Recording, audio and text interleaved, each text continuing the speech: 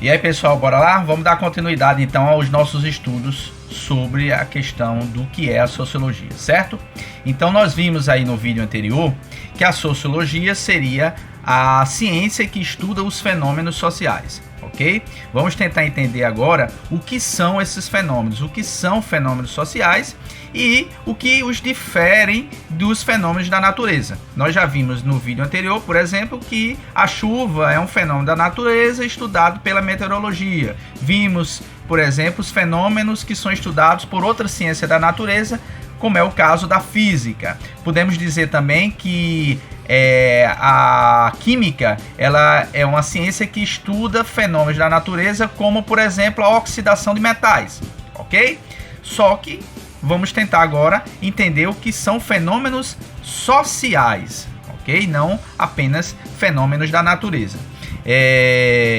Para tentar dar uma resposta um pouco mais elaborada sobre essa questão, nós poderíamos dizer o seguinte, que a sociologia seria a ciência que estuda os fenômenos sociais, ou seja, as relações que os indivíduos estabelecem entre eles próprios, gerando normas de comportamento, atitudes, formação de grupos e elaboração de ideias sobre esses mesmos grupos. Pronto, uma resposta bem bonitinha para a nossa questão, ok? Eu falei lá no vídeo anterior de Emile Durkheim, né? Que é considerado como sendo o pai da sociologia, certo? O camarada que escreveu esse livrozinho aqui, bem interessante, As Regras do Método Sociológico, que deu origem à sociologia e que deu inclusive esse nome à ciência, né? Sociologia. Não que outros pensadores, outros filósofos não já viessem tentando entender a sociedade bem antes de Durkheim, né? O próprio Auguste Comte, né, que era um filósofo quase contemporâneo a Durkheim, né, veio um pouquinho antes dele, pai do positivismo, que você já deve ter estudado em filosofia. Ele já se mostrava preocupado com a necessidade de se ter uma ciência que estudasse a sociedade, né? Só que ele não elaborou um método, ele não estabeleceu as diretrizes que um sociólogo ou um cientista da sociedade deveria manter para poder estudar essa sociedade. Ele apenas dizia que a sociedade precisava de ter uma ciência própria para estudar ela, dada a sua complexidade.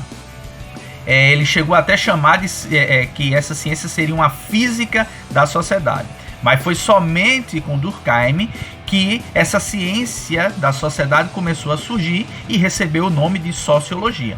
Beleza? Então Durkheim ele elaborou os métodos, certo? E as regras do estudo sociológico, né? E a partir daí a sociologia ficou muito mais compreensível. Não vou dizer que ficou mais fácil, né? A sociologia, como eu já disse antes e repito, é uma ciência muito complexa, né? E para você entender uma sociedade a partir desses fenômenos, certo? É algo bem complexo de se entender, ok?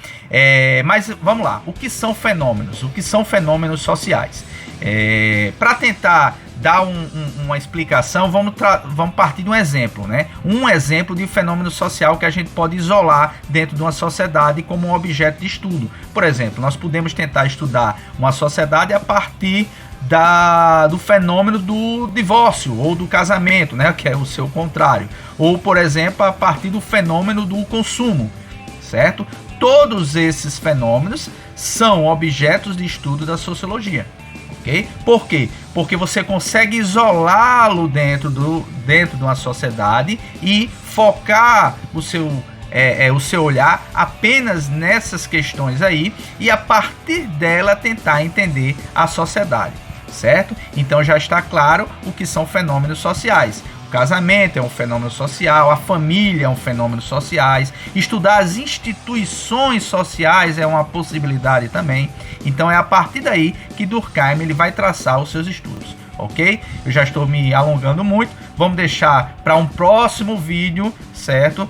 para a gente trabalhar outras questões, como por exemplo, como Durkheim, ou aliás, como a sociologia se diferencia do senso comum, né? Daquelas ideias pré-estabelecidas que todo mundo tem como verdade, ok? Aguardo vocês aí no próximo vídeo, beleza?